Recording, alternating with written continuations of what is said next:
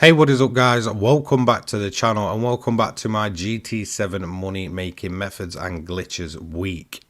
You guys asked for them, so I'm bringing them to you all week long. We've done a couple of glitch builds, but now we're going to go for something a bit more legit. Thanks to the demonetized vet for this build. He's been asking me to do it for the longest time, so I'm finally getting around to checking it out. I'll have his channel and all that stuff down in the pinned comments, so feel free to go and give him some love and subscribe to his channel over there. So with the intro out the way, let's get into it and let's check out this Audi R8. Now, if you want to buy this car, quite often it will show up in the used car dealer. It's currently not in there at the time of recording. However, if you come to this at a later date, there is a chance it may appear at a kind of discounted price. If you want to buy it brand new though, you head over into Europe, go to Germany and all the way to the right to Audi. Then when you're in Audi, go over to the showroom and it's going to be one of the first cars you see. The third one in, it's the Audi R8 4.2 from 2007.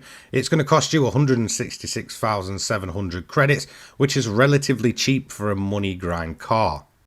Because of the availability of this car, it makes it a very, very good money method. There's no legendary car or anything like that. So the first thing you want to do is just ensure you've got the wide body on. Now, there is two ways of doing this. You can put the parts on individually, which I will show you, or you can do this a quicker way by just grabbing the livery I use. So shout out to my livery creator for this video, Ram Rossa Corsa, who made this awesome Bilstein Team Phoenix livery from the Nürburgring 24 hours from 2012.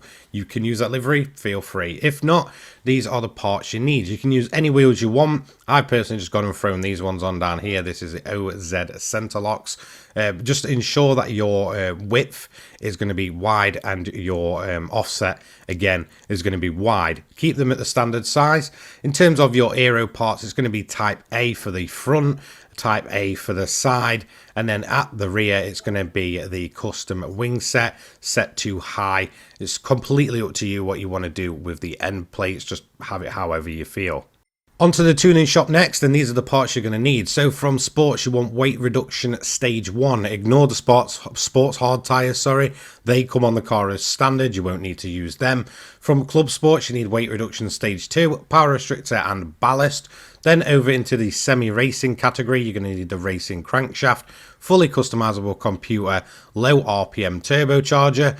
Demon does suggest that it works better on this car. Fully customizable LSD, because we're going to be tuning that. Weight reduction stage 3, increased body rigidity, and then from the racing category, as always, you need a lot from here. It's the engine balance tuning, racing intercooler, racing air filter, the racing silencer or muffler, whichever one it says for you, the racing exhaust manifold, the racing brake pads. We're going to go for the racing brake kit drill disc this time. I don't think it matters whichever you use. The fully customizable suspension, racing clutch and flywheel, the torque vectoring center differential. We are going to be tuning that yet again. Down below we have the fully customizable racing transmission, and then we're going to be racing at medium tires. From the extreme, you do want to ensure that you have your wet weather tires ready. So we have the intermediates and the racing heavy wets. Just copy those parts and it will give you everything you need. Onto the actual customization sheet itself, it's going to be the racing mediums we're going to begin with. You will be swapping over to the wet weather tyres if you get rain. On the suspension, ensure you've got the fully customizable, and then at the front of the high, it's 94 and 96 rear. Anti-roll bar, 3 front, 4 rear. Compression is going to be 30 on both, so just ensure that matches. Same with expansion, but it's going to be 40 for both. And then after that, we'll go on to the natural frequency, which again is matching at 3.00 for both. Negative camber angle again is matching at 2.5. And then the toe angle at the front is 0.10 inwards and 0.15 at the rear inwards. Fully customizable differential is on. At the initial torque at the front, we have 5 and 7 at the rear. Acceleration sensitivity is 20 at the front and 30 at the rear, with the braking sensitivity being 10 at the front and 15 at the rear. And then on to the next bit is the torque vectoring center differential, which I have set to 30 and 70 to make it a little bit more twitchy and tail happy. After that, you want to head up to the racing transmission. Make sure you've got that installed. We've got this set to 290, which is a bit less than the standard. Feel free to do individual gears if you want to. Then we have the ballast at 122 with positioning of -50. no restriction on the power restrictor. On the ECU, we have the fully customizable computer that is restricted to 89% output. Downforce at the front is minimum at 40, and at the rear it's going to be maximum of 240. Then ensure that you've got all the parts matching, which is a low RPM turbocharger, intercooler, air cleaner, silencer, exhaust manifold. Brake system, you want to ensure that you've got the drilled disc or the slotted disc. It's completely up to you.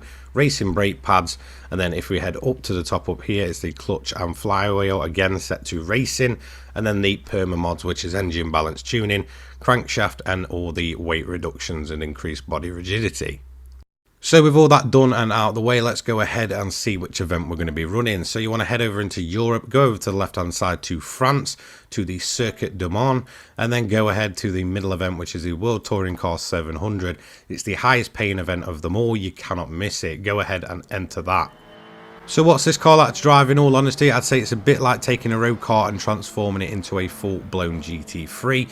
It has four-wheel drive, so it's insanely good, whether it's in the dry or in the wet. Tons of grip and a good overall top speed means this is an overall very, very solid build. So some general tips and tricks before you go and take on this event. I fully recommend running easy because you can do a stop and wait. It's very easy to absolutely dominate the AI at Le Mans, and overall it's just best for time spent to the credits and payout. The only downside to this car, I'd say, is that there's a very specific way of driving it to make it work as best as possible, which I will show you in my strategy. So let's head over there. So let's move on to the strategy. This is exactly how you want to run this car. The first thing you want to do is turn the engine all the way down to fuel mix 6. At this point, there's a very specific way of shifting. What you're essentially looking for is the line between the gear and the overall top speed of the car. This is the perfect shifting point for this car. Obviously, all of the power is at the low RPMs, so by the time you get there, it's worth just shifting up to save you fuel. Doing this is absolutely the best way to drive this car. The reason being is that when you first jump in it, it will say you've basically got enough fuel to last you around about 2 to 2.5 laps at most. It will eventually go up and kind of maintain itself using this shifting method. By the time you get to the end of the straight, you should realistically be overtaking the AI, if not just a little bit after. This car has a very, very good top speed, topping out anywhere from around about the 180 to 200 mile an hour mark, depending on how you are driving it and how you are shifting. When you get onto lap 2, you want to realistically begin looking at the weather radar, just monitoring for incoming rain. The last thing you want to do when you're on slick tyres is get caught out in the middle of this track. It's a long track and there's nothing worse than crawling around. I got quite lucky with the big bit of rain coming in around about the end of lap 3, which allowed me to basically pit in and cover it off. This is the maximum realistically you want to do for your first stint, so no matter what, I do recommend pitting at the end of a lap 3. We're going to go on to the intermediate tyres just to ensure that we cover anything off. It's completely up to you. If it's dry, then feel free to stick it out on mediums. If it is wet though, just cover that off by doing the correct tyre choice. After that, you want to fill up the car all the way to the top.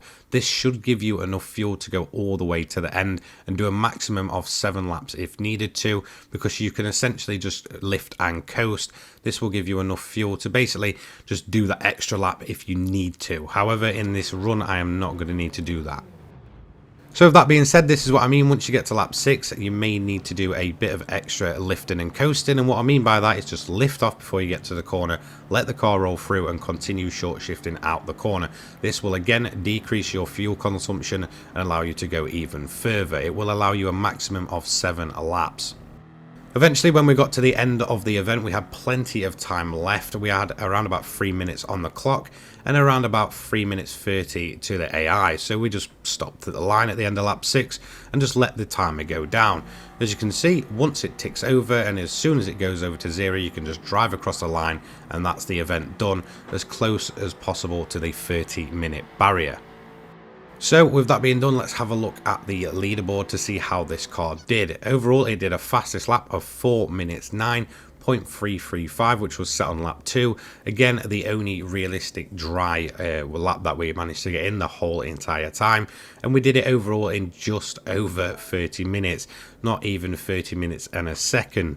It's going to pay out 825,000 credits in that 30 minutes, and that is going to be it. Nice, easy, clean race bonus as well, as long as you just avoid the yellow flags, but you shouldn't be seeing them anyway. So that's going to be it for today's video. A big thank you to the Monetized Vet for the build. I'll have his channel linked down in the pinned comment if you want to go ahead and give him some love and check him out. Thank you so much for watching. Don't forget to like, comment, subscribe. Turn those notifications on so you don't miss an upload from me. I upload GT7 and motorsport content each and every day for your viewing pleasure. Thank you to my sponsors, the Controller People and Poggers, for their continued support, as well as my channel members and all you guys who tune in daily. Down in the description down below, I have my Twitter, my Discord, and my donation link. Thank you so much for watching. Have a great day, guys. Peace.